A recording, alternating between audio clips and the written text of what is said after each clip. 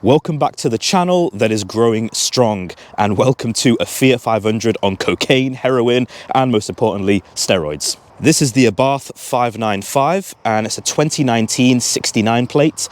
Now, I think this is beautiful. The color combination on this one is outstanding. It really suits it. It's kind of like a gunmetal gray. But obviously, we're all used to seeing the white ones, red interior, which are nice. Of course, I'm not putting them down. But for me, I'm looking at this and I'm going, that is cool and unique. From certain angles, it just works. It works really well.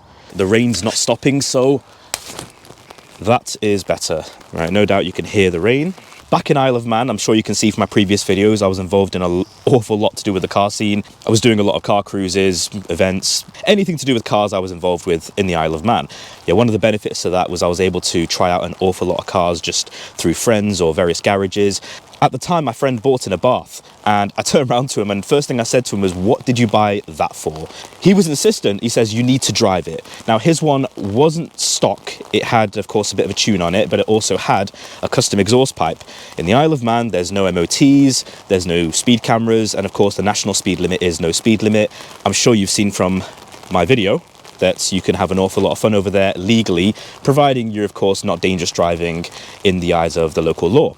The problem was I wasn't keen on driving this car, but he was insistent, says, look, just give it a go, see what you think, and if you don't like it, you don't like it. I drove it, and the problem was I started to smile. It started to boost really well, the exhaust popped a little bit, and it was just a huge amount of fun. I have to persist, it rains in the UK all the time. At least I'm under the stars. The problem was I was driving it more and more, and he says, okay, are you done now? And I was like, nope, I'm enjoying this too much. And I loved it because they are a huge amount of fun, and they're only a 1.4 petrol turbo. But you got to remember, look at how small it is. Look at how light it is. I've driven 500 horsepower cars, and this one still makes me feel fairly special when I drive it. Yeah, when I first picked up this car, there was an issue that was very clear from the beginning, which was the gearbox was making noise. The gearbox bearings, to be specific, were making a lot of noise. On the motorway, in weather like this, you couldn't hear anything apart from the road noise, rain, all that kind of stuff. But when I got back to Cheshire, straight away I could hear what sounded like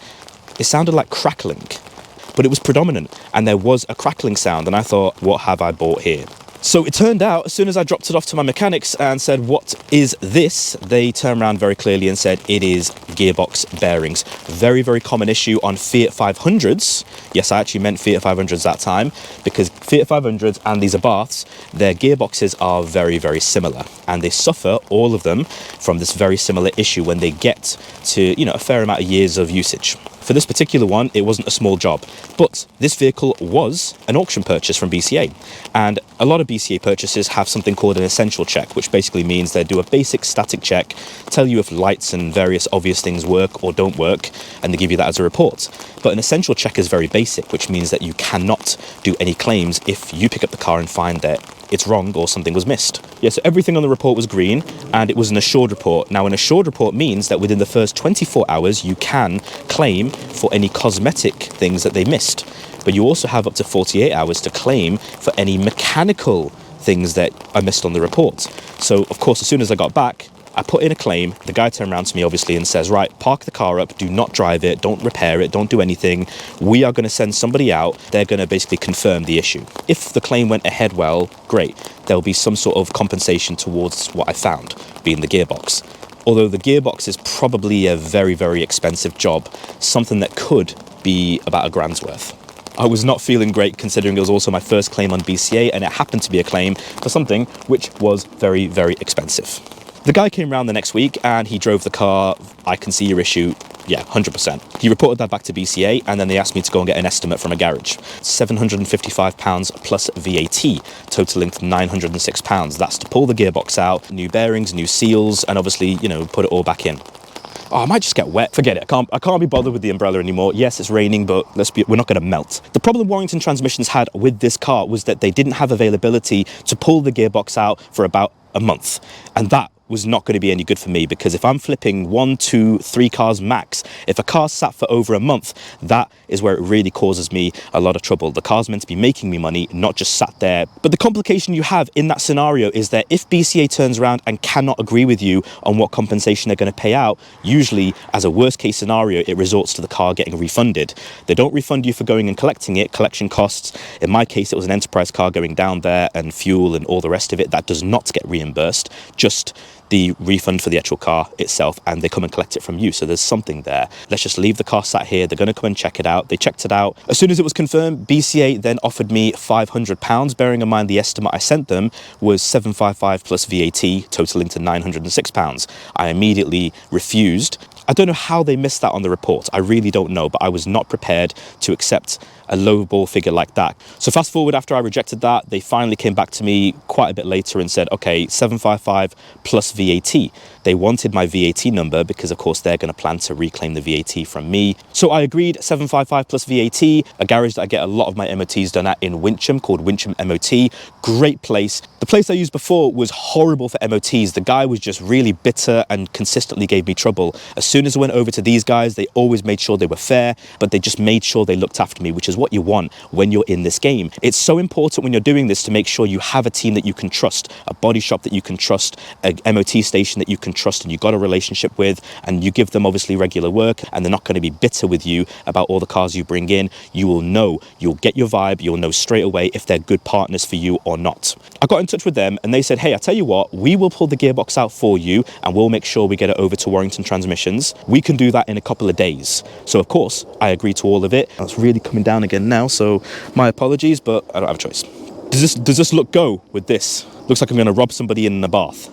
A week and a half later, I went to go and collect the car from Wincham MOT, that being yesterday, and I collected the car, and oh my God, what a difference. The car drives so well now. No more crackling. There was some side news there, which was, number one, the bearings that were failed, they hadn't just failed, they completely collapsed. Thankfully, it was caught just in the nick of time, and the gearbox was fully rebuilt. However, I then had a phone call from Wincham MOT saying, your flywheel and your clutch definitely need doing. And while we're here, just to kind of save you on the labor, why don't we just get it done? So we got it done. So this car now has a new clutch, flywheel, and basically a refurbished gearbox. And the service history in it is completely stamped up. It's actually just recently been serviced. It drives really, really well. This is a great example. It is a 69 plate and it is a slightly higher mile model. So I think it has 91,000 miles on it. The good news for that is it means that somebody's going to get a hell of a deal. Yeah, you'll be saving about £2,000 going for this just because it's got slightly higher miles on the clock. But as you can see and as you've heard, the amount of work that's gone into this means that you probably will get more peace of mind than some that will have slightly lower miles on it. If I was nitpicking, which obviously I'm going to nitpick, there is a slight bit of damage over here on the front wing. So there's a little bit of a scratch there. Someone's scratched it there. Are you really going to notice it?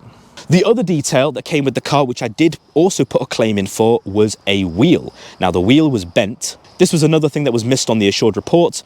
Gracefully, when I called up and said, the wheel's bent and it is causing a vibration on the motorway when you're driving it. All the tyres are good, all the tyres are matching, and all the tyres were about 5 to 6 mil of tread. So the tyres are good. I knew they didn't need doing. We did double check them, but they did not need doing. The tyre guy turned around to me and said, have you seen your wheel? I'll show you a photo. Again, I called BCA to put in another claim separately for this item, and thankfully, because on their own photos of the car, they could see, even in the photos, the bend in the wheel, they immediately approved a claim, and they approved about £135 to get the wheel sorted. This has been done, and the car now drives smooth, no vibration and nothing. So I'm very, very pleased with that. Managed to get the spare wheel for about £110 and get it fitted for another tenner, so I'm not complaining. I understand that when you're getting a retail car, you want it to basically be immaculate. However, I'm deliberately trying to position myself so I'm undercutting the market a little bit. I want my buyers to have that extra little bit of sweetness in the price that they're getting the cars for. So this is actually listed for less than retail even considering the miles. So this is actually a very cheap car. Of course, I've got to cut the occasional corner, but I want them to be obvious things that don't really matter, and things that if they wanted to get sorted are still going to be cheap. You wanted to refurb every wheel on the car, you're probably talking less than £200, and it just means I can give them that extra sweet price. And for a small trader, it means you can get the car out faster as well, because you know full well if you drop the car off at most places, they're going to quote you about a week or so waiting time before they can get round to it. Door handle is also sorted now. These are common issues on Fiat 500s and Abarths, obviously, where here it will separate away from the body on this side of the handle. This side will be perfectly fine, but this side will just kind of wave around everywhere. I did manage to get that sorted. I just bought another handle and then I swapped the internal components, and that actually worked fully. The interior is beautifully clean. It even came with Abarth mats, which they're not perfect, but they are a absolutely welcomed item. When it says Abarth like that, you know it's serious. All in all, right now, I am so happy with the way this car is, the way it drives. For me, this is a good piece of stock. Yes, it has the same problem as the Kia Sportage in the sense that it's a lot of capital I'm holding in one car. Yes, I agree. But the amount of views I'm getting on the advert for this compared to the Sportage, they're totally different in desirability. Clean, mechanically incredible, very, very nice to drive. It puts a smile on your face. I filled the tank in this car. It cost me less than £45 to fill the tank in this car from empty. I drove this car back 230, 240 miles after filling the tank. It only used about half a tank. I did give it the occasional boost as well. So average mid-50s an MPG on the motorway with a 1.4 turbo that's meant to be a little bit of a pocket rocket. That's brilliant. These are actually very, very good on fuel. I also had a small problem with the rear number plate lights. For some reason, they weren't working. I took it down to LT Mechanics. Again, great guys, great work. I send a lot of my stuff down there. Would highly recommend them. It's family run and they're just wonderful people to work with. They very quickly found some wires that were chafed and of course sorted that out for me on the spot. Number plate lights are now working perfectly. This new microphone setup is working well. I think this display is really cool as well. And the best part is if you hit the sport button, it changes it to that, which is so cool, I think.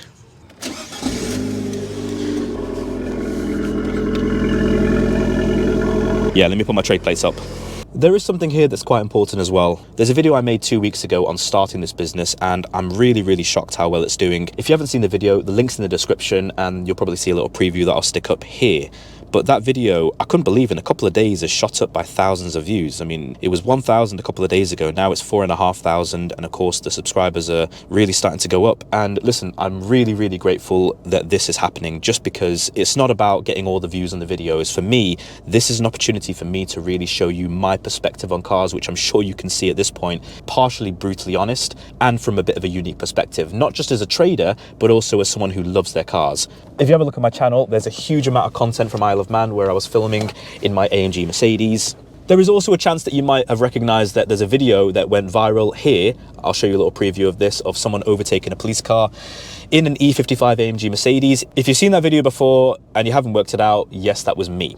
There's a copy of that video on this channel as well. The original's on my Facebook, but yeah, that one went bananas and it's still being reposted to this day. Every time I drive this car, straight away I just get that really sporty feeling. You low down, you feel everything in the road, not in a bad way, just that you know what's going on and what's coming up. And I just love the sound it makes. The engine's warmed up, don't worry. Get the turbos. I love that. I really, really love it. This is definitely going to be one of those videos where I love this car. Everything about it, I love it. Again, hilariously, if you wind back the clock and you saw what I was like when I first drove one of these, I was like, I don't want to drive it. I don't even want to be seen in it. But now it's the complete opposite. This is actually an absolute pleasure to drive. I would chase people for the keys to have a go in one of these. I really would. So pulling this into stock, I just had to do it. Annoyingly though, I'm going to have to change the wipers because once again, they're a little bit squeaky.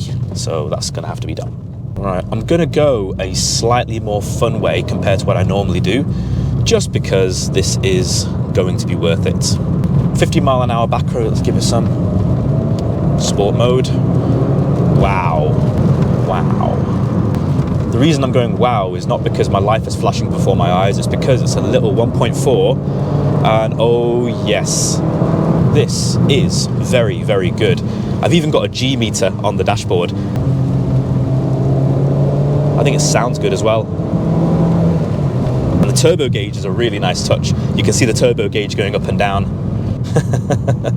This is the problem, is that it's that kind of car where when you get an open road and you want to have a little bit of fun, it lets you. Yeah, one thing you got to remember about the sports button in this is that yes, you push it and you do immediately get a bit more, not just throttle response, but power. If you leave your foot where it is and push the sport button, it will suddenly give you a bit of a boost because it gives you more power for your throttle input, if that makes sense. It is only a 5-speed manual, but again, it's a 1.4. That's kind of part and parcel with why. There's a button here called TTC. Apparently it's called Torque Transfer Control. The idea is if you push that button, the car simulates an LSD, a limited slip differential. So it will use braking in very clever ways to make it feel as though you're being pulled out of a corner as you're accelerating out of it. The idea is to mimic an LSD. So it's not an actual mechanical LSD, but it will mimic it. So that's really cool. Don't leave it on all the time, only when you're having fun, and you will actually feel as you're coming out of the corners, it feels like you're being pulled in one direction more. So it's actually quite clever that. Effectively it's software, but it is very, very clever. So I definitely salute them for doing that. Yeah, this is just, oh God, yeah, I love it. I love it. It's a rainy day, it's slippy, I've got to be careful, but even with the precautions, it's so good to drive. It really is. I feel in control. Oh yeah, it's incredible how much difference that button makes. It really is. I don't care if people think I'm a hairdresser. You've seen my hair, it ain't anything to write home about. That has to go on pause. I've just got an A road in front of me that is completely clear. Amazing. The turbo is consistent as well. The suspension's coping with everything really well. It's a good balance of what you get. Amazing. I find that most of the time I'm only changing up at 4,000 RPM. I'm not even revving it out, and it's still giving me plenty of boost and plenty of fun factor, feel, enjoyment. Just, yeah, this is brilliant. And it's only a little 1.4 and it's giving me all this. Incredible. Would I have one of these cars? It's a tricky one because, as you probably may have noticed from the kind of things in the past that I used to have, the Q7, the Audi S8, the E55 AMG Mercedes, executive cars are my thing, so you wouldn't probably see me buying something like this, but trust me, I would still race to get the keys for this. Okay, there is a horse, so I'm going to take it out of sport mode. When you got an exhaust like this, you really want to be careful with the horses. It's raining. I don't think she was very happy. She looked at me like, ugh. Executive cars are definitely my thing, but trust me, I would definitely, more often than not, when I get the opportunity, say, yeah, I'll drive one of these, 100%. Yeah, because they look the way they do, they're good on fuel, they're actually very affordable. This is a fantastic car for somebody. Even as a weekend toy, I like it. Now this one is obviously stock. This one hasn't had anything done to it modification wise or anything. This one's fully stock. I used to have an E60 LCI, that's a facelift, BMW 535D. It was a gorgeous, gorgeous car. Had a beautiful blue color to it. It was very unique. It was different than the usual silver ones you see. And of course, being a 535D, it was very desirable and it was hard to find an unmolested example. I can tell when driving a car pretty much straight away whether it's had a certain life or not. Now these are Abarths, they get driven a certain way obviously, but this one's been clearly maintained really well because it drives the way it should. Just have a go in one. Just have a go in one of these. They're really, really good fun. They're not going to be fast. I'm just going to say it straight. They're not going to be fast, but they will be fun. Granted, the first one I drove was modified. It was mapped up. It had a custom exhaust system, but we drove it on the Isle of Man TT course where there was no speed limits and clear roads and twists and bend. It was different. So that was actually the perfect place for me to try one out. And yeah, in terms of comfort levels, I have some good news to report there actually. When I picked up this car, it was from, like I said, over 200 miles away. And driving back was, give or take, 4 or 5 hours. And that was on the motorway in very, very harsh, rainy conditions. And the great thing was that I didn't feel uncomfortable while driving. If anything, when I got out on the other end, I did think to myself, I thought, that is a lot more durable than I thought. One thing I do want to go over, and it has been a bit of a surprise to me, the first video I put up of me starting this business, I was quite surprised when it hit 1,000 views. Yes, the channel's been going for ages. It's my personal channel. It represents me, the way I am with cars, the way I even am with family, and it's pretty clear cut. So when I started this playlist of this business, and of course me just really going over all these cars, I was quite surprised when the initial video hit about 1,000 views, and then the next day it was 2,000. And then basically the next day or so after that, it was nearly 4,000. And right now it's still climbing, and I'm starting to get a lot of messages and various contacts from people, of course, talking about, you know, how I started this business, inspiring them and everything. Listen, just to put it very, very clear, I love what I'm doing here. I absolutely love it. And you guys are giving me that opportunity now to push this to a bigger realms, to turn it into something. So if this carries on going the way it is, if you guys keep subscribing, I will put a lot more into this. I've already got the microphone, that's finally arrived, and that's made quite a difference. Obviously, this is my unique perspective on cars. To my own standards, I've still got a long way to go. I've only just started this business. A few people have said to me, why did you bring up turnover in the first video? The turnover is irrelevant, it's all about the profit, and I do completely understand the perspective on that. Now, yes, you can just end up selling a load of expensive cars and hit that turnover very, very fast. I started out with the A6 with no MOT and an Insignia. The starting capital was just over £2,000. I couldn't go and buy a load of cars that could sell for £10,000 within that space of time. It proves that anybody can start off with very, very little cash and still end up selling that amount to hit £100,000 turnover. It does show that anybody can do this and anybody can get started with very little cash. Let me know in the comments what you think of these Abarths. I'm really, really curious what you think. To my surprise, I've actually had a lot of people who want to start their own motor trade get in touch. This is honestly really, really cool for me. It tells me that what I'm putting out there is making a difference, and that it actually means something to you all, which is the biggest thing for me, and it's going to make sure that I keep on going. I did speak to Warranty Wise when I first started. They wanted a minimum amount of cars going out every month before they could even be a partner, and they wanted a subscription fee from me to be their partner, which obviously I wasn't in a position to do when I first started. Warranty First, on the other hand, were the complete opposite. They gave me an online portal where I can configure the policies myself and get them going.